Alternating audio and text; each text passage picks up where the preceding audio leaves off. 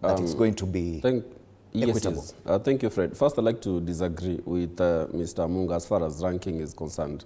We understand the consequences that ranking had on the children, even on the school proprietors. He has mentioned that some schools were going to an extent of soliciting money from the parents to help, quote unquote, to help the learners. And it became like a competition. It was a business, and this was really affecting the education sector. So I think what the Minister of Education is doing is absolutely correct. I have been a teacher of the international systems, IGCSE and International Baccalaureate Diploma Program. You never hear the media focus on IGCSE results. They have been announced. You just get your school results, you get your individual results, and then you move to the next level. So I support to that extent, because now we shall also be giving the learners and the schools some peace of mind. I support the Ministry of Education as far as they're saying that they'll focus more on the interests of the learners. We wait to see. They said they are going to use AI in placing learners. So far, so good.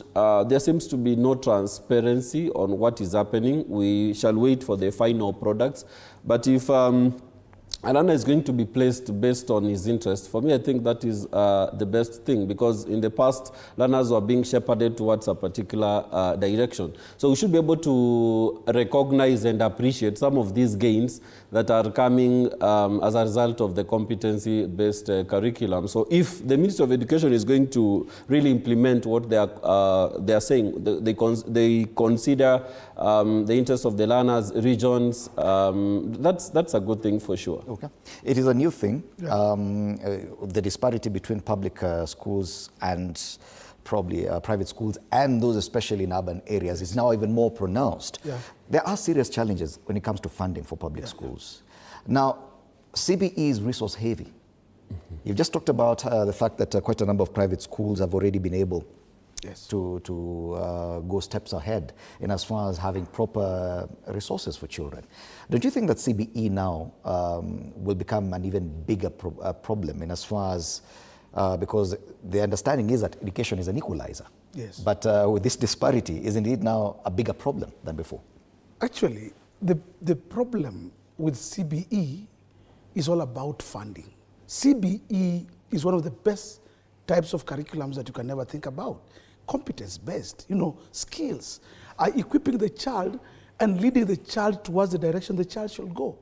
It is something that is so nice. It's actually light years ahead of us. That's what I want to say. Because we as a country may have envisioned a very good thing. Whoever came up with this system, the Douglas Odhiambo Commission of 2016, 2014, they came up with ideas of what this should be. But you see, as my brother says, it is ideal. It is something that we will want to achieve, but it looks like it's very hard to achieve for this one simple reason: funding. Education is an equalizer. But CBE requires that if I have to be a teacher in class, I'm not just a teacher. In fact, the word teacher is supposed to fade from the mouths and from our mouths, because the word now is facilitator. Jasper and I are now facilitators in class. We are like coaches. We are like the Arsenal coach or the Man U coach. We don't go in front there with a piece of chalk and do some preaching, and do some lecturing. No, I sit behind. I watch the players who are my students playing, and I direct them. You go to number 6. You will be the defender. You will be the goalkeeper. You will be the striker. Those are the pathways that we're talking about. So I, as a coach in class, I'm not even taking a front line.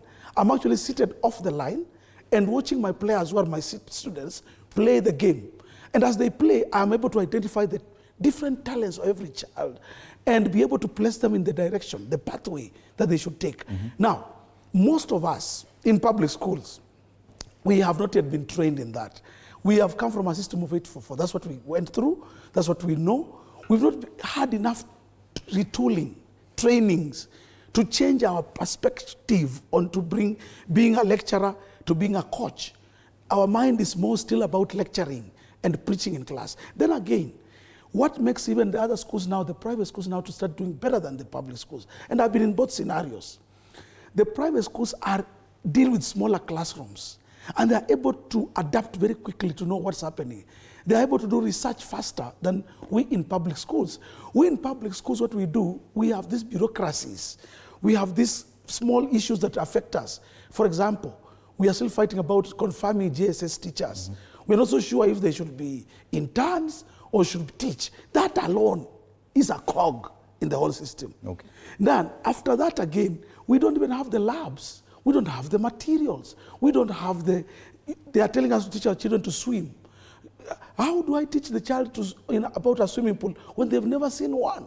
So in these kind of things that we are talking about, the government schools, which are the majority, are left behind. But the public practitioner, the one who really wants to catch up, will quickly look for a music instrument, put it in a class. The child will be able to play a guitar. The pathway for that child now, the keyboard and the things they're playing, becomes easier. CBC is about interacting with tools, interacting with learning materials. It's about teachers taking the coaching role. We are yet to reach there. Okay. And Jasper, you've interacted with the IGSC system. Yes. Which is not cost-friendly for most of Kenyans. Yes. Are we seeing a risk where even the CBE will get to that level?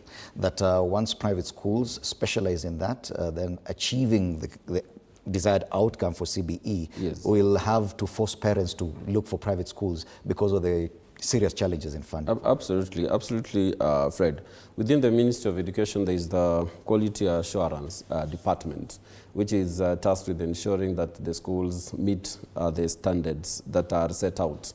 So you'll find a case where most of these private schools, they will follow the standards which are laid by the Ministry of Education. So the Ministry of Education officers will keep on following, especially the private schools. So private schools will be implementing the requirements which are set out by the Ministry of Education. But on the public schools, the Directorate of Quality Assurance will go slow on the public schools. So in the end, what are you going to achieve? You're going to achieve schools that are well equipped, schools that adhere to standards compared to the public schools, which are just left like that. And Munga talks about, this is a curriculum that is capital intensive. So at the end of the day, you're going to find that the CBC is going to succeed very well in private schools. And we've seen even from the results which have been released by the Kenya National Examinations Council, that is the KIDSEA results, it shows that the private schools are still doing very well compared to public schools. So we are looking at a very big problem in future where you are having low quality education in the public schools. So I think that is something that the government should always ponder about. All right. Allow me to welcome Bridget Kandie into the panel. Bridget is a head of school administrator at Kitengela International School at the River, and we'll be engaging you after the break. But just before we go on a break, ladies and gentlemen, I'd like to plug you. Remember, it's only 7 days to Christmas. So yes, we're talking about the festive season, and there's only one place that feels like home for celebrations, and that is Fun City in Utawala, where fun meets family and every moment